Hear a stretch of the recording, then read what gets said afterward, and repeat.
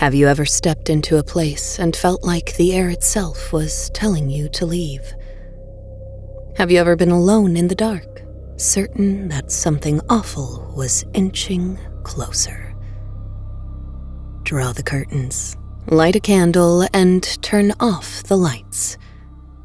It's story time.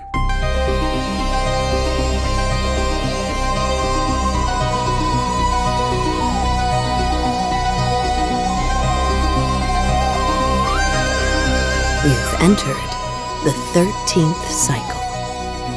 Chapter 3. The Last Stop. Written by Twyla Hallow.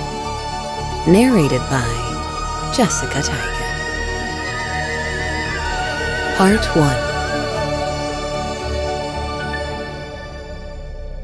1. It was early November, but the night was warm just the same. The seasonal chill hadn't yet settled in. Hollow Bay's weather never strictly followed the calendar. Up on the bluff, someone had hauled driftwood and an old mattress out to the cliff's edge and set it ablaze. There was alcohol, music, and college kids dancing in the red glow. Now, the fire was dying down, and Scarlet, Hazel, and Penelope were packed into Scarlet's battered Civic, headed home with sand in their shoes and smoke tangled in their hair.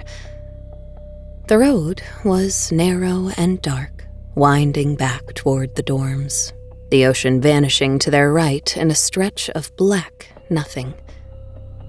Scarlet was driving barefoot, elbow out the window.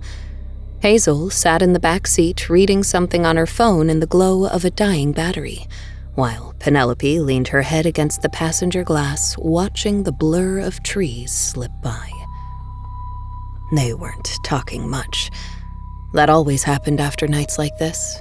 Nights that felt like they should have ended an hour earlier than they did, everyone ignoring the cues to leave, until the party shifted into a strange after-hours version of itself. A big, hazy blur with a few memorable details, like the boy at the bonfire who kept trying to guess Hazel's birthday, or when Penelope swore she saw someone walk straight into the flames and vanish.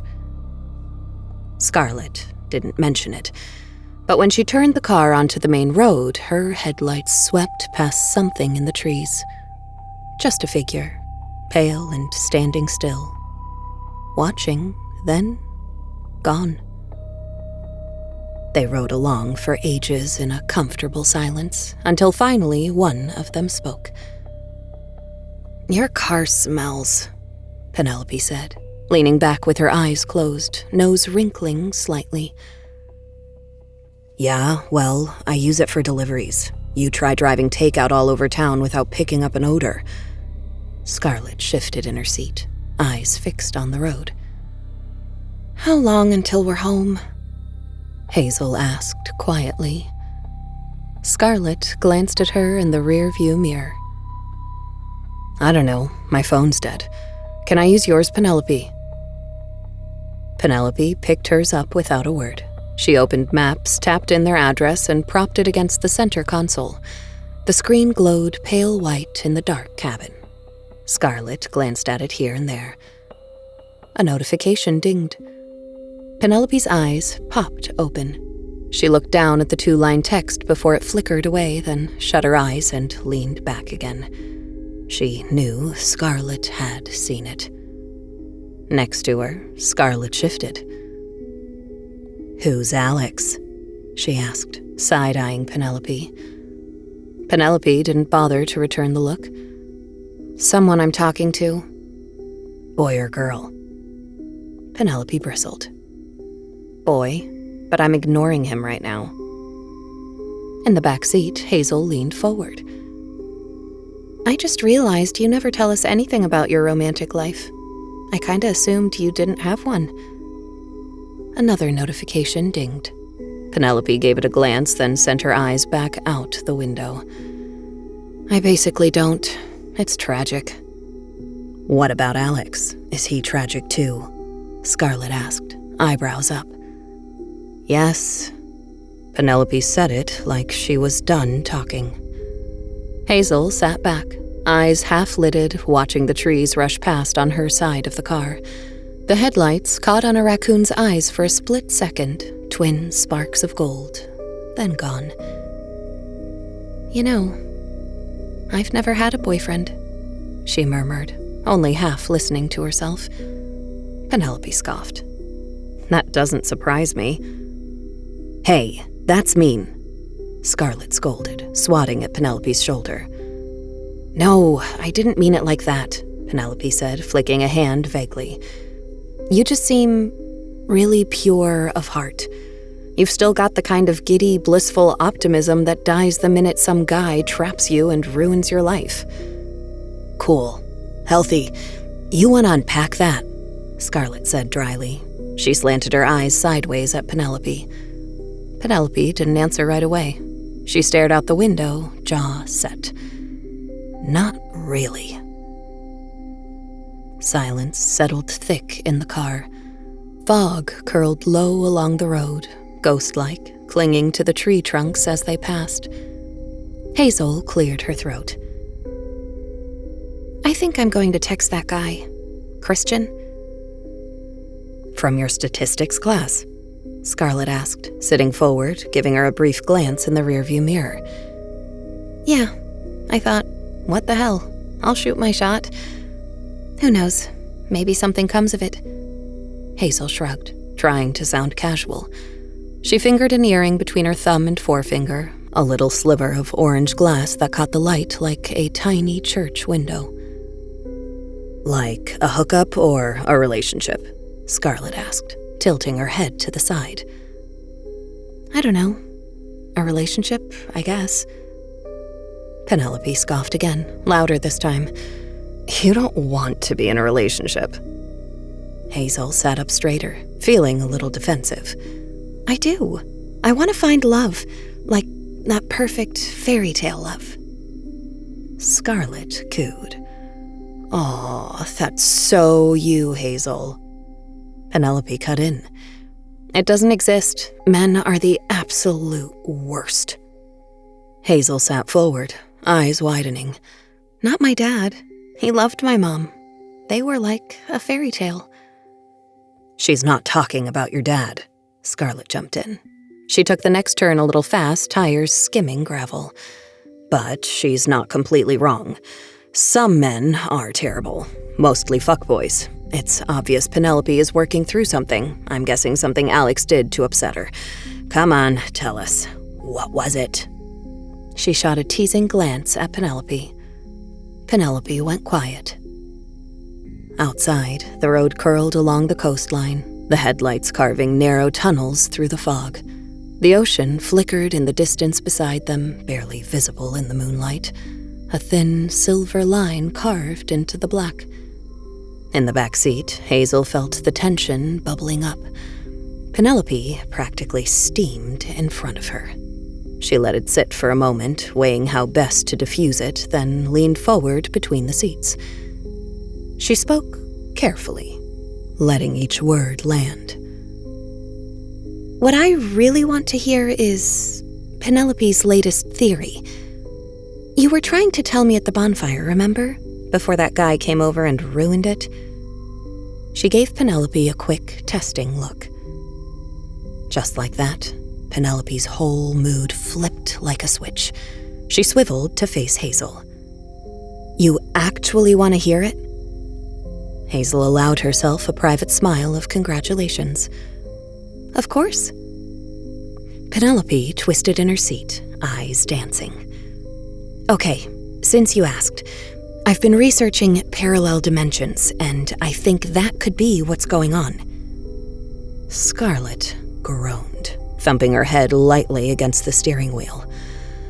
"Oh God, here we go." Penelope tucked her leg under her and sat up straighter. "No, seriously. I don't think we're seeing ghosts. I think we're coming into contact with overlapping realities, like folds in space-time. There's a whole theory in quantum physics about this, multiple dimensions coexisting, slightly out of sync. I figure, what if sometimes, under the right conditions, those boundaries blur?" Scarlett cut her off. Isn't that what I've been saying? Penelope snapped. No, you've been saying it's ghosts. They hit a bend in the road sharp enough that the whole car leaned. Scarlett fluttered a hand, eyes on the road. That's what ghosts are. They exist in another plane, basically like another universe, and the boundaries between their plane and ours are wearing thin in places, so they're able to slip into ours. Tell me that's not the same thing. She shot a quick glance at the passenger seat. It's not, Penelope said quickly, certain it wasn't the same, even if she couldn't explain exactly why not. How come? Scarlett shot back. Because, Penelope fidgeted in her seat, fumbling for a reason. This is science. Scarlett rolled her eyes. Penelope huffed. The parallel universe theory explains everything neatly, including all the irregularities. Take my dead roommate, Ella. Theoretically, a rift could have opened up between our universe and another one. The two realities would have blended temporarily, with the door acting as a gateway between them. Ella fell into the other reality before it closed up. She licked her lips and continued. It would also explain how, when the hand disappeared at the dorm party, no one knew who Logan and Cole were. It's because they got lost in the parallel dimension. That's probably where they are right now. Bleeding out in a parallel universe? Scarlett smirked. What do you mean, lost? Hazel chimed in. Penelope leaned forward, frustration creeping in as she searched for the right words. Okay, think of our reality like a saved file. Logan's existence was part of it, until he came into contact with something from the rift. But instead of just seeing through the gap, like we did, maybe he fell through it. Or worse, got overwritten by a version of reality where he never existed. Scarlett gripped the wheel. How come we remember him but no one else does? Penelope bounced a leg. Reality corrected itself, and everyone else's memories synced to match the new timeline. But we were inside the rift radius when it happened. That's why we remember. Hazel didn't say anything, just scrunched up her nose. It seemed to her Penelope was overthinking this. Penelope rushed to clarify. My point is, it's not about spirits or the afterlife, it's about physics breaking down. A shape darted across the road up ahead, about the size of a fox or a coyote, and Scarlett instinctively tapped the brakes. The car jolted slightly before steadying. Hazel muttered. That's so much scarier. Instead of ghosts existing, the entire universe is coming apart? You like that idea better? Penelope glanced back at her, suddenly realizing how ridiculous it all sounded. It's not about what I like better, it's about what's most plausible. A dry laugh fluttered out of Scarlett's throat. There are monsters creeping into our universe to kill us, and you're arguing what's most plausible? Excuse me for not selecting the boogeyman as my final answer, Penelope said, turning back to the windshield. Hazel fell quiet. The only sound was the tires humming over damp pavement. A distant gust rocked the car gently as they took a curve. The waves crashed faintly against the cliffs below. She finally opened her mouth to speak. I liked it better when it was just ghosts. Scarlett smiled grimly. Same. She glanced down at the fuel gauge, then lifted her eyes back to the road.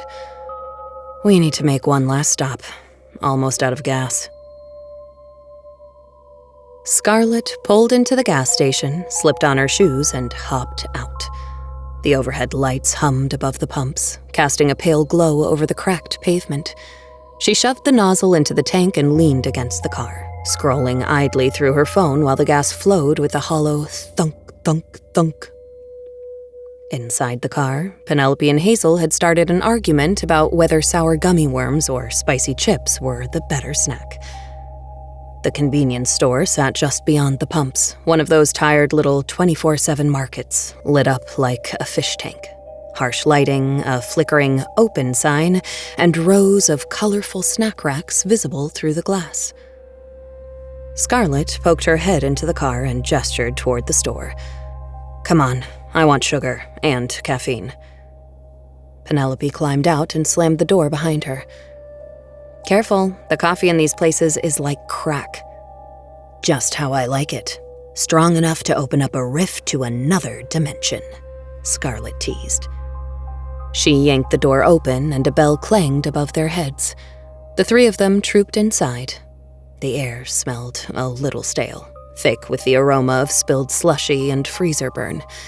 A dopey-looking clerk sat behind the counter, hunched over on a tall metal stool. He was watching something on his phone with the volume low, the flickering blue light dancing across his face. He raised his deep-set brown eyes to them briefly, expression blank. The girls gave him a nod of recognition before diving into the aisles. Scarlet grabbed a red plastic basket with a sticky handle and began tossing things in at random. Chocolate-covered pretzels, a sleeve of mini donuts, an off-brand energy drink that promised to be brain-boosting. Hazel trailed behind, hovering by a rotating rack of novelty lighters shaped like skulls and mermaids. Penelope wandered down the candy aisle, running her fingers along the stacks of candy bars as she went. Do you think they have those hot dogs that spin under the red lights? Has anyone ever actually eaten one of those? Scarlet made a face. They look revolting. I wouldn't trust them to be edible. Hazel giggled. Imagine we survive all those monsters from parallel universes, then we die from eating gas station hot dogs.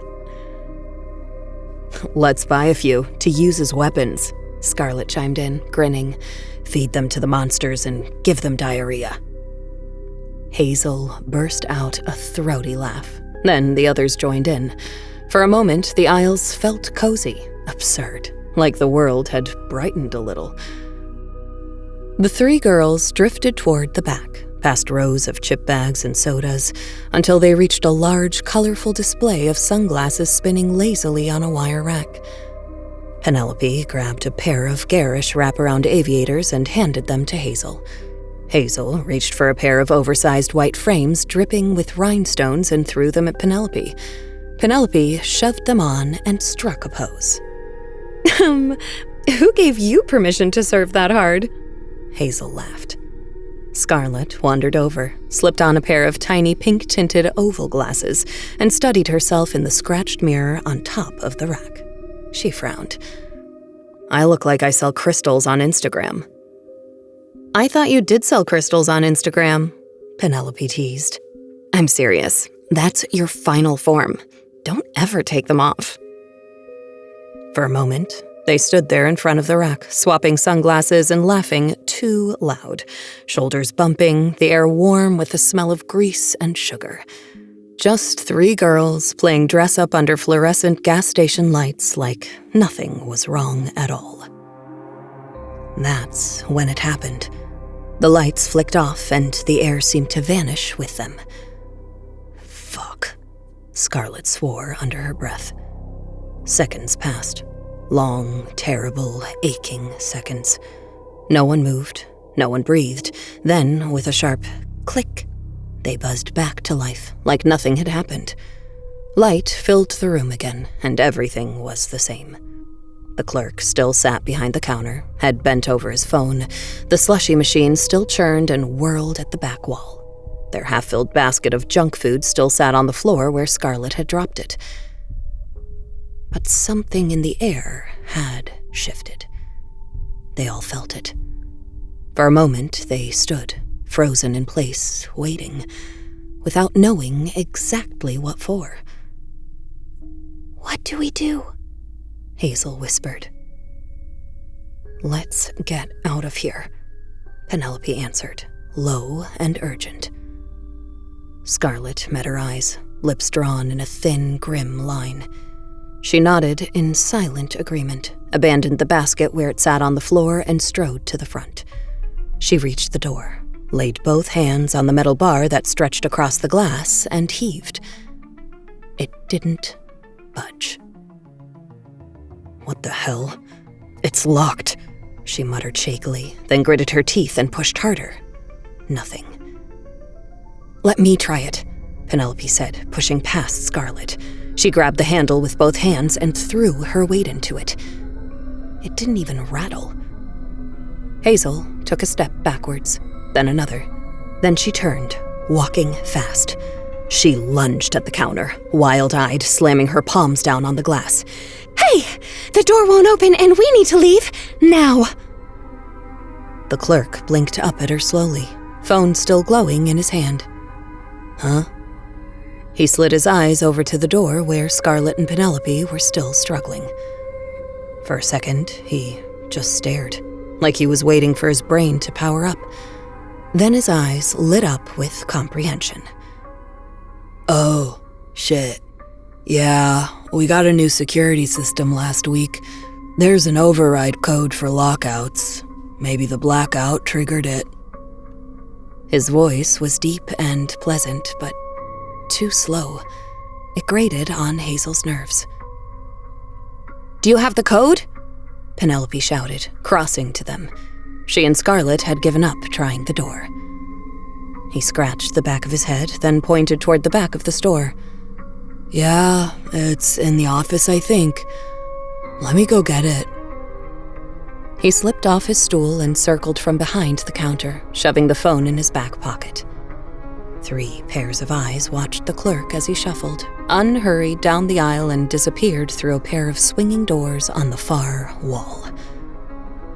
They stood there for a moment, restless, antsy, unsure what to do next. The air felt different, somehow. It was colder and sharper, staler. The color seemed to drain out of the room. Everything looked flat, like it was less alive. "He thinks it's the security system," Hazel murmured, eyes locked on the doors as they swung shut behind the clerk. Scarlett nodded grimly, teeth clamped down on her lower lip, gaze fixed somewhere in the distance. Penelope turned her head, eyes sweeping the aisles.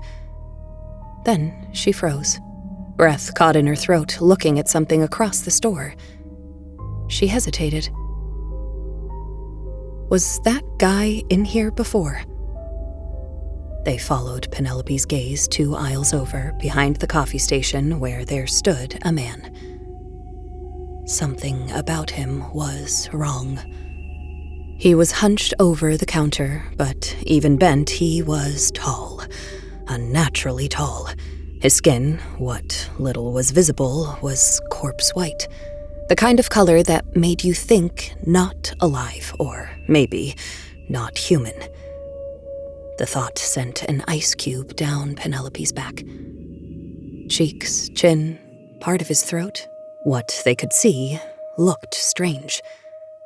Something about the texture was uncanny valley, like he was made of wax. His gray hoodie was pulled low over his face, hiding his eyes and shadow.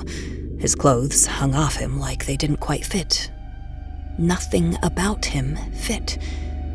He wasn't chopping or even moving. He was standing there, watching. Eyes glinting beneath the hood, face aimed straight at them, lips curled into a faint smile, or something like it. "He was here when we came in, right?" Penelope asked, like she was trying to convince herself. Hazel gulped. She rose up on her toes, fists clenching and unclenching at her sides. "No, he wasn't. I'm sure of it." "What are you doing?" She hissed the question at Scarlett's back. Scarlett was on the move, barreling forward, straight towards him. Hazel and Penelope exchanged a scared look, then scrambled after her. Scarlett was far ahead. She passed the sunglasses kiosk, snatching a pair of shades and sliding them on in one fluid motion, not slowing her stride.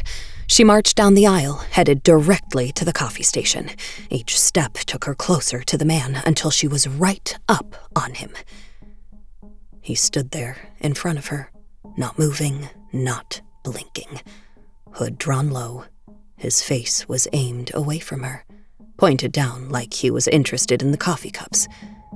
But even from the side, Scarlett could see the faint smile across his lips, if you could call it that. She stood there, chest heaving, eyes fastened to him, as Hazel and Penelope crept up behind her, close but not too close. He reached down for the coffee pot, but Scarlett got there first, hand closing around the orange handle. She lifted it up, holding it out in front of her like she was ready to pour a cup. Suddenly, with a quickness that didn't seem real, the man whirled to them. His jaw was sharp, bulging. His skin looked remarkably like wax. It didn't seem real at all, like something from Madame Tussauds, but something that had gotten half melted and made wrong.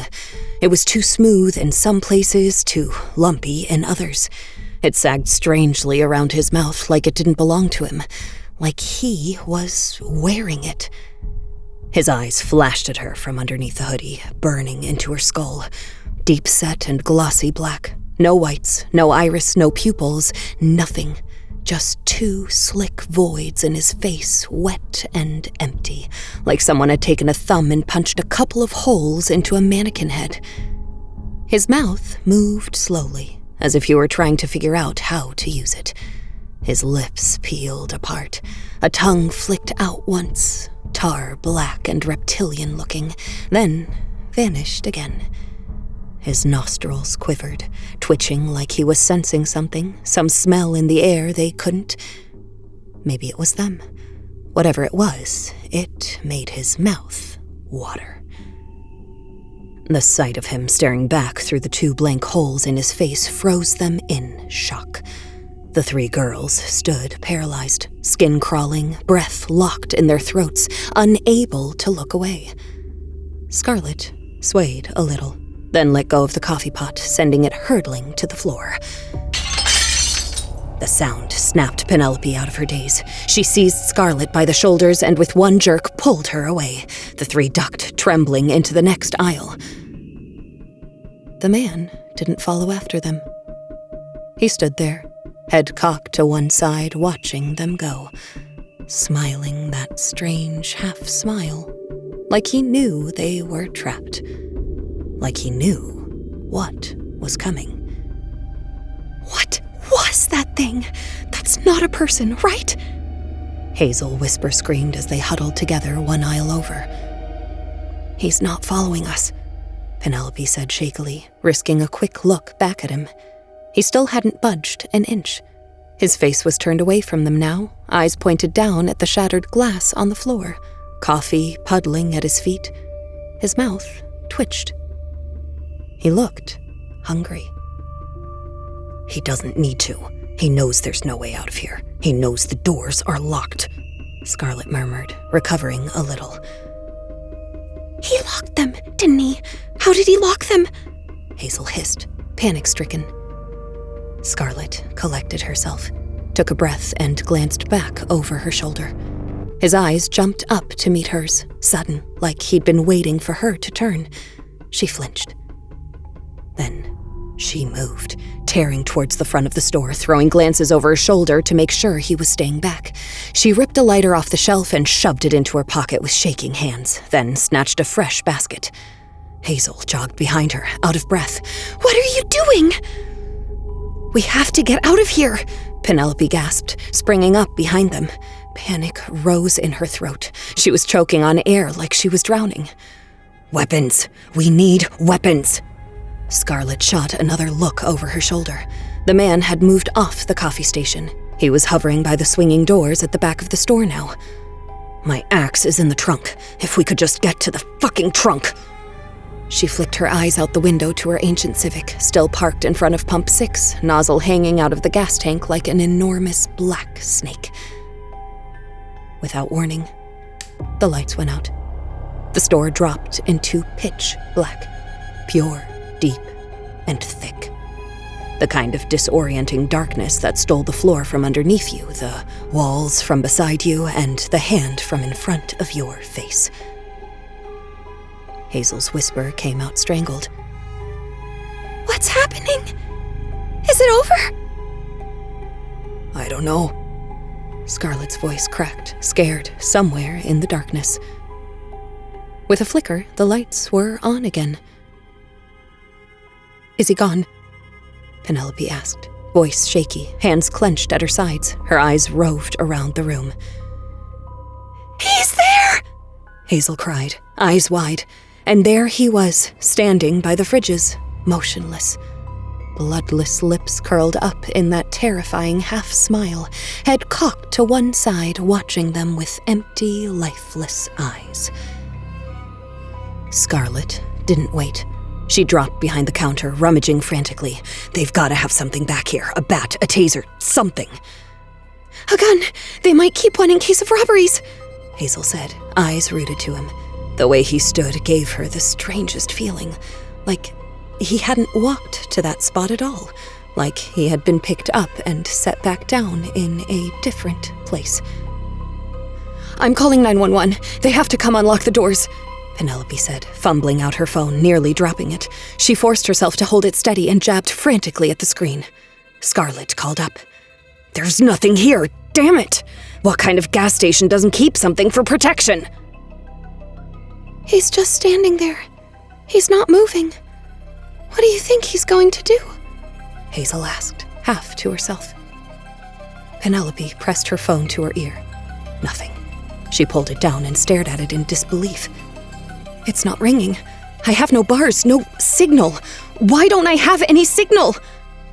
Hazel moved. "Landline! Places like this always have one!" She ducked behind Scarlet, stepping over a crate of bottled water and a box of expired chips. She found the phone on the wall beside the register and yanked it to her ear, then turned around, pale.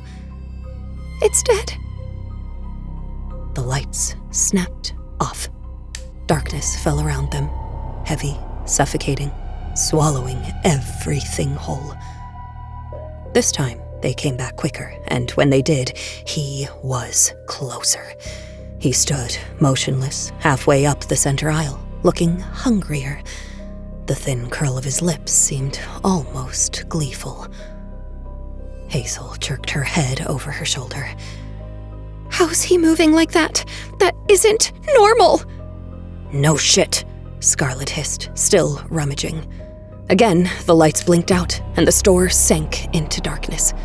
When they came on, the man was closer still, now at the front of the aisles, only about 10 feet away. He seemed taller than before, his skin looser, his smile more sinister. "What do we do? What do we do?" Hazel screamed, still gripping the dead landline in one hand. Scarlet straightened and spun around, scanning the shelves against the wall, her eyes locked on the locked liquor cabinet. She lunged for the keys hanging beside the register, grabbed the ring, dropped it, picked it up again with trembling fingers, and forced a key into the lock. It didn't fit. "What's the plan, guys?" Penelope croaked, backing up until she hit the wall. She felt around blindly for something, anything, not risking taking her eyes off the man where he stood. As she watched him, a black bead of drool dribbled out of the corner of his mouth and ran down his white, waxy chin. Scarlet found the right key on the third try. She opened the alcohol case with a rattle of glass and started grabbing bottles, dropping them one by one into the plastic shopping basket at her feet. Hazel watched, wide-eyed. "This is a really bad time to get drunk." Scarlet opened her mouth, but before she could answer, the lights shut off again. Darkness poured over them like water, so dense they thought they might drown. She reached forward onto the shelf, feeling her way, fingers closing around the neck of a bottle. Then she felt it. A breath. Hot and sour, like something rotten. She could feel it curling across the back of her neck, reeking of sulfur. Panic clawed at her chest. She could hear herself breathe, sucking air in and out fast. She forced herself to swallow once. Then again, she steeled her nerves and uncoiled from the floor, inching upwards silently, painstakingly, and turned. The lights snapped back on. The man was there, in front of her, looming inches from her face. His lips peeled back into a snarl, revealing row after row of jagged, pointed, rotten black teeth. They lined his throat, disappearing into a slick, twitching tunnel of flesh. With a sickening snap, his jaw hinged wide like a snake about to swallow her whole. The reptilian black tongue unrolled itself, slithering out and wriggling back and forth as if tasting the fear in the air. A deep, wet rattle rose from his throat, a demonic animal growl. Beside her, Penelope screamed. Scarlet, look out! Scarlet winced. The mouth gaped open in front of her, row after row of glistening teeth an inch from her face stinking of rot and sulfur. The smell burned. She screwed her eyes shut and braced for it, the feeling of all those teeth tearing into her flesh. But Hazel moved first. Without thinking, she lunged. She ripped the bottle out of Scarlet's hand, lifted it over her head, and brought it down with a crash. Scarlet heard the glass shatter, but she couldn't see it. The lights had cut off again. She stood there in the darkness, holding her breath, waiting to hear or to feel whatever came next. Seconds ticked by. Thick, dreadful seconds. But nothing happened. Then, the lights flicked back on. The man, or whatever it was gone. The store was empty. Where did he go? Hazel shrieked, spinning around frantically, gripping the cracked bottleneck in her hand. Her head whipped one way, then the other. I don't see him! Is he gone? Is it over? Scarlet stood, shaking, broken glass glittering at her feet. Her clothes soaked in vodka. No, that can't be. It can't be that easy. Maybe he left, Penelope cried, darting over to the door, seizing the handle. She gave it a hard shove, but it held fast. She stepped back, cheeks pink. Damn it! It's still locked. Then she paused, eyes scanning the store, suddenly aware of something. When her voice came again, it was thin, like there was something in her throat. Why hasn't the clerk come back? Scarlet straightened, snatching up the basket of clinking bottles and diving out from behind the counter. Fuck, that's where it went. Come on! The three girls flew down the aisle towards the swinging doors, eyes darting side to side as they went, scanning. There was no sign of the man. Not in the chip aisle, not by the coffee machine, not by the beer or the candy. He had vanished. They reached the far end of the store, burst through the swinging double doors, and the three of them spilled into the back room. They stopped cold, then realized they weren't alone. The clerk was there with them, but not all of him.